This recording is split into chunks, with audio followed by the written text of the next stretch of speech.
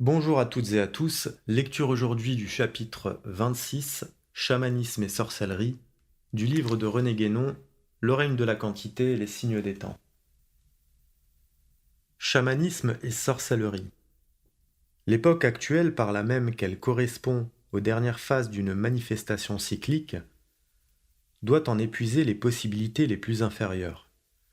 C'est pourquoi elle utilise en quelque sorte tout ce qui avait été négligé par les époques antérieures. Les sciences expérimentales et quantitatives des modernes et leurs applications industrielles, notamment, n'ont au fond pas d'autre caractère que celui-là. De là vient que les sciences profanes, comme nous l'avons dit, constituent souvent, et cela même historiquement, aussi bien qu'au point de vue de leur contenu, de véritables résidus de quelques-unes des anciennes sciences traditionnelles. Note de bas de page, nous disons de quelques-unes car il y a aussi d'autres sciences traditionnelles dont il n'est pas même resté dans le monde moderne la moindre trace, si déformée et déviée qu'elle puisse être. Il va de soi d'autre part que toutes les énumérations et classifications des philosophes ne concernent que les seules sciences profanes et que les sciences traditionnelles ne sauraient aucunement rentrer dans ces cadres étroits et systématiques. On peut assurément, mieux que jamais en d'autres temps, appliquer à notre époque le dicton arabe suivant, lequel il existe beaucoup de sciences, mais peu de savants. Retour au texte. Un autre fait qui concorde encore avec cela, pour peu qu'on en saisisse la véritable signification, c'est l'acharnement avec lequel les modernes ont entrepris d'exhumer les vestiges d'époques passées et de civilisations disparues, auxquelles ils sont d'ailleurs incapables de rien comprendre en réalité, et c'est même là un symptôme assez peu rassurant, à cause de la nature des influences subtiles qui restent attachées à ces vestiges et qui, sans que les investigateurs s'en doutent aucunement, sont ainsi ramenées au jour avec eux et mises pour ainsi dire en liberté par cette exhumation même. Pour que ceci puisse être mieux compris, nous allons être obligés de parler tout d'abord, quelque peu, de certaines choses qui, en elles-mêmes, sont à vrai dire tout à fait en dehors du monde moderne, mais qui n'en sont pas moins susceptibles d'être employées pour exercer, par rapport à celui-ci, une action particulièrement désagrégeante. Ce que nous en dirons ne sera donc une digression qu'en apparence, et ce sera d'ailleurs en même temps une occasion d'élucider certaines questions trop peu connues. Il nous faut ici avant tout dissiper encore une confusion et une erreur d'interprétation due à la mentalité moderne. L'idée qu'il existe des choses purement matérielles, conception exclusivement propre à celle-ci, n'est au fond, si on la débarrasse de toutes les complications secondaires qui ajoutent les théories spéciales des physiciens, rien d'autre que l'idée qu'il existe des êtres et des choses qui ne sont que corporels et dont l'existence et la constitution n'impliquent aucun élément d'un ordre autre que celui-là. Cette idée est en somme liée directement au point de vue profane tel qu'il s'affirme, sous sa forme en quelque sorte la plus complète, dans les sciences actuelles, car celles-ci se caractérisant par l'absence de tout rattachement à des principes d'ordre supérieur, les choses qu'elles prennent pour objet de leur étude doivent être elles-mêmes conçues comme dépourvues d'un tel rattachement. Entre parenthèses, en quoi se montre du reste encore le caractère résiduel de ces sciences. C'est là, pourrait-on dire, une condition pour que la science soit adéquate à son objet, puisque si elle admettait qu'il en fût autrement, elle devrait par là même reconnaître que la vraie nature de cet objet lui échappe. Peut-être ne faut-il pas chercher ailleurs les raisons pour lesquelles les scientistes se sont tant acharnés à discréditer toute conception autre que celle-là, en la présentant comme une superstition due à l'imagination des primitifs, lesquels pour eux ne peuvent être autre chose que des sauvages ou des hommes de mentalité enfantine, comme le veulent les théories évolutionnistes. Et que ce soit de leur part incompréhension pure et simple ou parti pris volontaire, ils réussissent en fait à en donner une idée suffisamment caricaturale pour qu'une telle appréciation paraisse entièrement justifiée à tous ceux qui les croient sur parole, c'est-à-dire à la grande majorité de nos contemporains. Il en est ainsi en particulier en ce qui concerne les théories des ethnologues sur ce qu'ils sont convenus d'appeler l'animisme. Un tel terme pourrait d'ailleurs à la rigueur avoir un sens acceptable, mais bien entendu à la condition de le comprendre tout autrement qu'ils ne le font et de n'y voir que ce qu'il peut signifier étymologiquement. En effet, le monde corporel en réalité ne peut pas être considéré comme un tout se suffisant à lui-même, ni comme quelque chose d'isolé dans l'ensemble de la manifestation universelle. Au contraire, et quelles que puissent être les apparences dues actuellement à la solidification, il procède tout entier de l'ordre subtil, dans lequel il a, peut-on dire, son principe immédiat, et par l'intermédiaire duquel il se rattache, de proche en proche, à la manifestation informelle, puis au non manifesté. S'il en était autrement, son existence ne pourrait être qu'une illusion pure et simple, une sorte de fantasmagorie derrière laquelle il n'y aurait rien, ce qui en somme revient à dire qu'il n'existerait en aucune façon. Dans ces conditions, il ne peut y avoir dans ce monde corporel aucune chose dont l'existence ne repose en définitive sur des éléments d'ordre subtil, et au-delà de ceci sur un principe qui peut être dit spirituel, et sans lequel nulle manifestation n'est possible, à quelque degré que ce soit.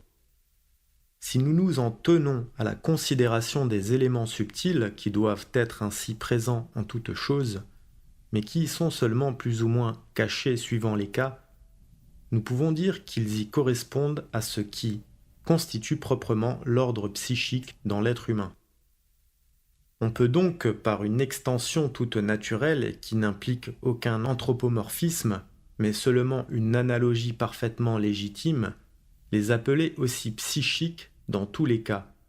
Entre parenthèses, et c'est pourquoi nous avons déjà parlé précédemment de psychisme cosmique, ou encore animique, car ces deux mots, si l'on se rapporte à leur sens premier, suivant leur dérivation respectivement grecque et latine, sont exactement synonymes au fond. Il résulte de là qu'il ne saurait exister réellement d'objets inanimés, et c'est d'ailleurs pourquoi la vie est une des conditions auxquelles est soumise toute existence corporelle sans exception. C'est aussi pourquoi personne n'a jamais pu arriver à définir d'une façon satisfaisante la distinction du vivant et du non-vivant. Cette question, comme tant d'autres dans la philosophie et la science moderne, n'étant insoluble que parce qu'elle n'a aucune raison de se poser vraiment, puisque le non-vivant n'a pas de place dans le domaine envisagé, et qu'en somme tout se réduit à cet égard à de simples différences de degrés. On peut donc, si l'on veut, appeler animisme une telle façon d'envisager les choses, en entendant par ce mot rien de plus ni d'autre que l'affirmation qu'il y a dans celle-ci des éléments animiques.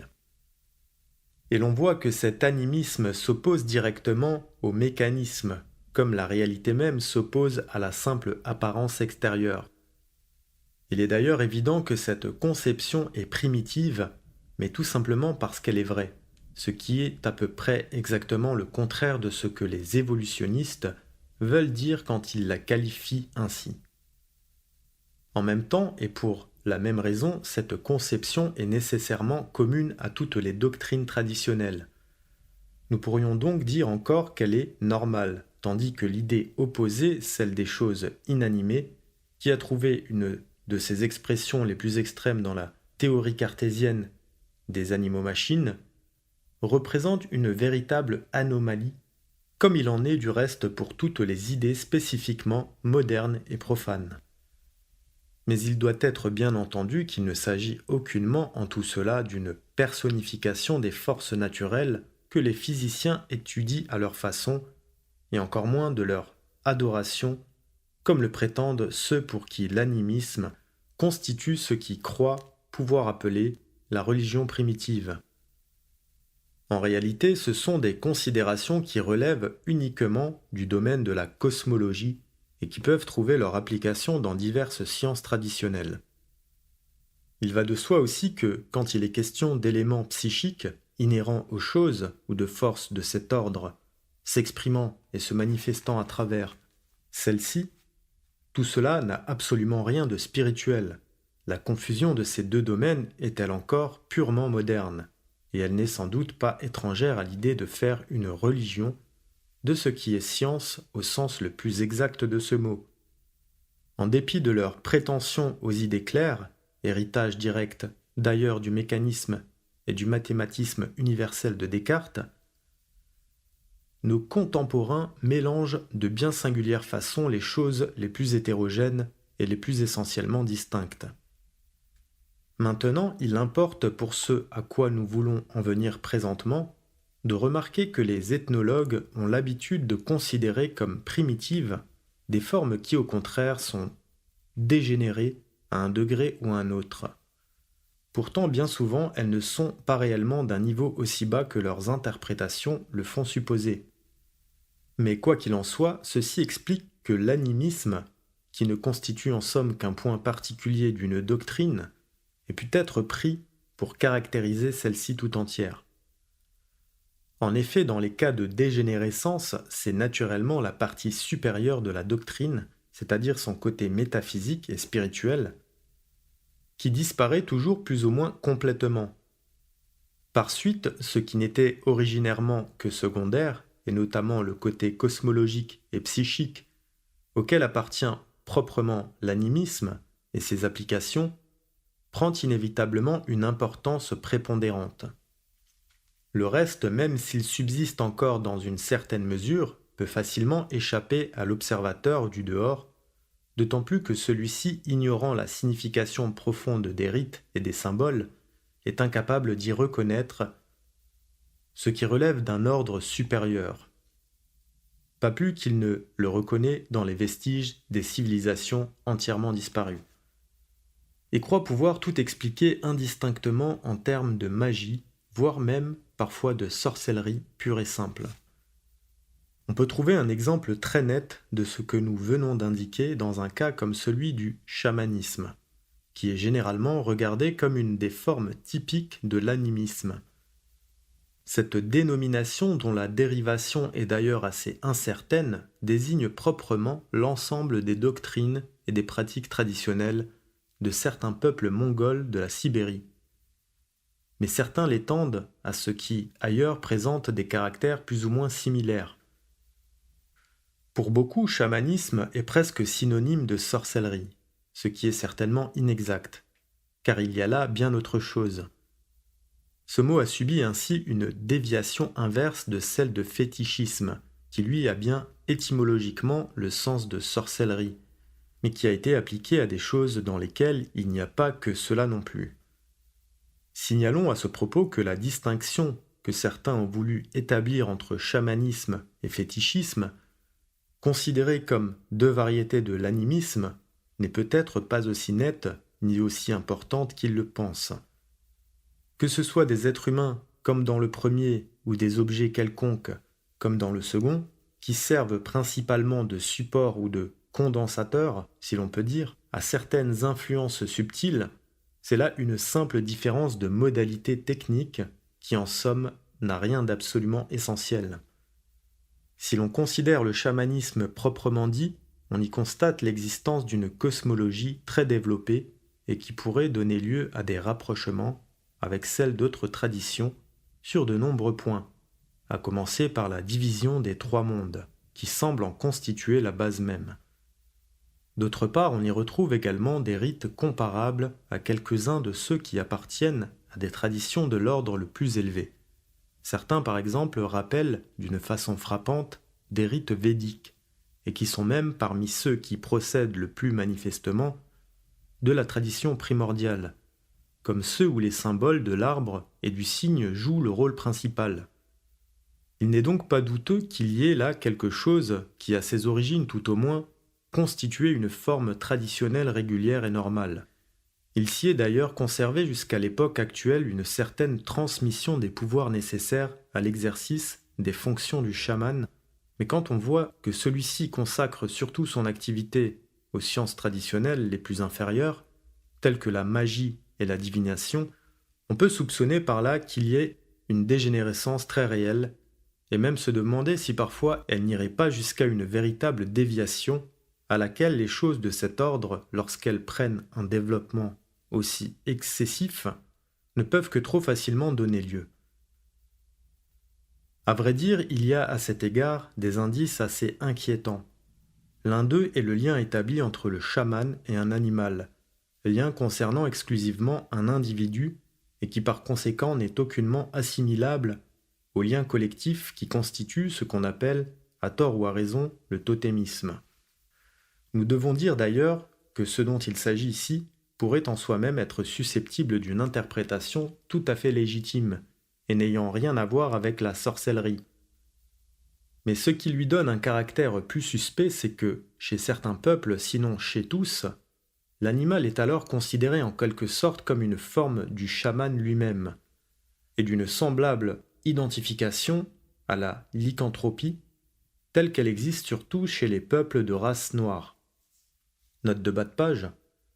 D'après des témoins dignes de foi, il y a notamment dans une région reculée du Soudan toute une peuplade lycanthrope, comprenant au moins une vingtaine de 1000 individus.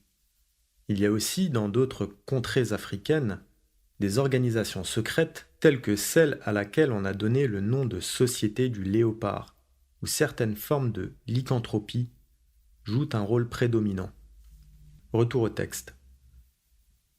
Mais il y a encore autre chose, et qui touche plus directement à notre sujet. Les chamans, parmi les influences psychiques auxquelles ils ont affaire, en distinguent tout naturellement de deux sortes, les unes bénéfiques et les autres maléfiques. Et comme il n'y a évidemment rien à redouter des premières, c'est des secondes qu'ils s'occupent presque exclusivement.